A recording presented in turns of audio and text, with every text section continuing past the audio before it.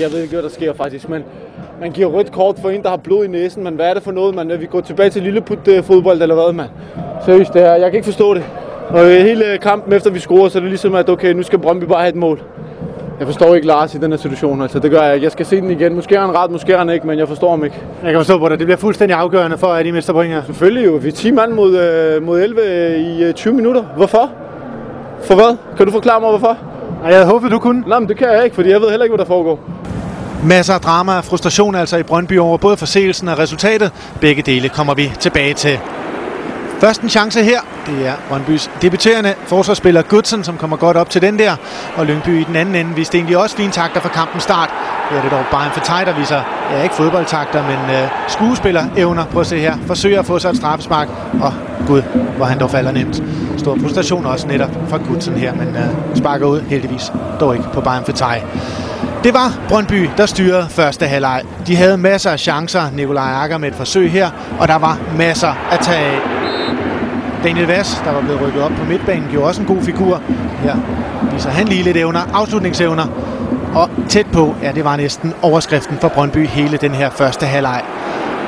De har ikke været skarpe, Brøndbys angriber eller spillere. Her er det Jallow, der misser en lille mulighed, og kort efter hans angrebskollega i dag, Nikolaj Agger, som fik et par chancer fra venstrekanten. Her næsten en tro kopi af den første chance. Og selvom afslutningen er god, ja, så mangler målene altså. Men Lyngby var nu ikke meget bedre i den anden ende. Her deres bedste mulighed. Bolden tæt på overliste Stefan Andersen, men den var blevet vinket ud over baglinjen kort forinden. Men de viste altså muligheder på dødbolde Lyngby. Og denne her, altså hovedpersonen inden kampen, Peter Madsen, ja, han var her. Det er alle vegne. Brøndby spiller måtte tage grove midler i brug for at stoppe ham. Han tog da også selv sin håndfuld fra samme skuffe. Brøndby-spilleren, som altså nu er Lyngby-spiller, som ikke rigtig har fundet god nok i Brøndby. Han skulle dog forsøge at imponere sin gamle træner her. En god chance, og han kommer godt op og får hættet her på endnu en dødbold for Lyngby. De ser altså ikke helt robuste ud, Brøndby, hvad angår det der. Og i den anden ende, ja, der er der altså også lidt problemer.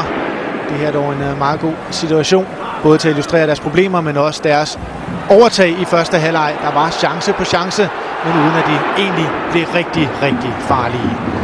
Og den historie, den har vi jo hørt hele efteråret. Anden halvleg og samme billede, samme gejst, men altså også samme manglende målfarlighed. Jallow, der ikke rigtig kan få slag afsluttet fra det lille felt. Men Brøndby igen gode på returboldene, fastholdt presset, chance på chance og masser af vilje. Men dødboldstræning og afslutningstræning, det står den altså fortsat på den kommende uge for Brøndby. Prøv lige at se situationen her. Vi kan lige stoppe billederne et kort øjeblik. 4 mod 2. Og lad os se, hvad de egentlig får ud af den her ellers udmærkede situation. Stadigvæk gode, aggressive løb fra boldholderen, men når de kommer op til feltet, så løber det altså i den grad ud i sandet. Lyngby havde også muligheder i den anden ende, og selvom de ikke havde 4 mand til at bekæmpe sig mod Brøndbys forsvar, så havde de en herre, der var rigtig giftig. Peter Madsen, der viser, at han også kan noget på egen hånd, og det her var sådan set hans andet bedste forsøg, og også sidste inden han blev udskiftet kort tid efter Peter Madsen. Men en god præstation af lejesvenden i dag på Brøndby Stadion. Brøndby fortsatte deres pres. Her er det Jallow, der har forviklet sig ud på højre kanten, og det er måske meget smart, når man ikke har så store evner inden foran. Og så sætter man lid til midtbanespillerne. Her er det Mike Jensen, der får en rigtig god chance. Og egentlig også en udmærket afslutning, men bemærkelig Rune Pedersens redning. Det er høj klasse, det der af Lyngby-keeperen.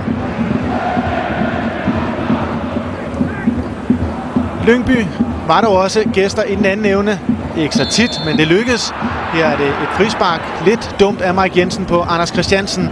Og netop Anders Christiansen skulle få en hovedrolle kort efter Kim Aabæk med afslutning med venstre ben, så med højre ben. Og pludselig så ligger bolden for fødderne af Anders Christiansen, og så i nettet bag Stefan Andersen. 1-0 til gæsterne. Højst overraskende, højst ufortjent, men et faktum ikke desto mindre. Og mens de stadigvæk jublede, Lyngby-spillerne, så var der altså den dramasituation her. Lars Christoffersen, kampens dommer, viser rødt kort. Ingen af Lyngby-spillerne forstår, hvorfor bolden er ikke engang blevet sat i gang endnu. Men det skyldes denne her. I was outside because my nose was bloated, so I went outside to our doctor.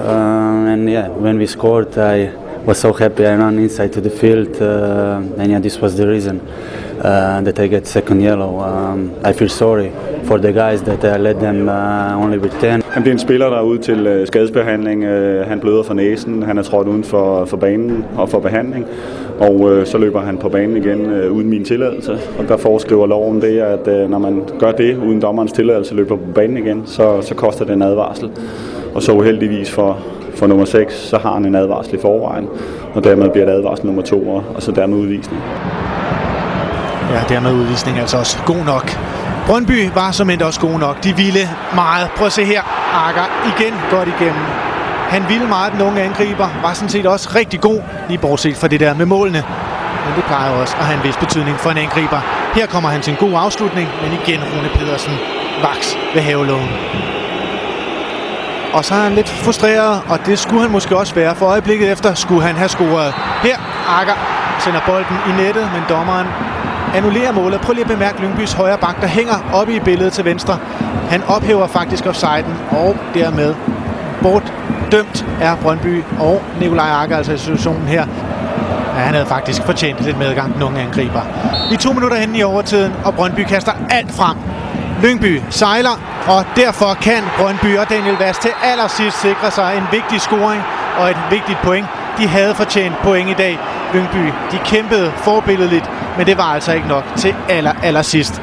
Og bare for ligesom at illustrere, hvor meget Brøndby ville det, så fortsatte man, og man var så tæt på de 3 point. Men det blev altså pointdeling 1-1. Jamen altså 1 point, hvis vi kigger på kampen, så er det jo et fair resultat, og vi skal måske ovenikøbet være tilfredse og glade for 1 point.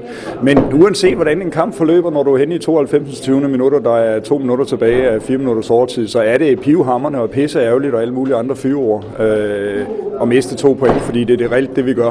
30 chancer, 30 afslutninger på mål har jeg faktisk, men der er kun en, der går i kassen. Skal man glæde sig, eller skal man være lidt ked af det? Ja, 30 afslutninger, det synes jeg er imponerende, altså, men det er klart, at kan man sige, i forhold til at score, så er procenten egentlig ikke ret stor.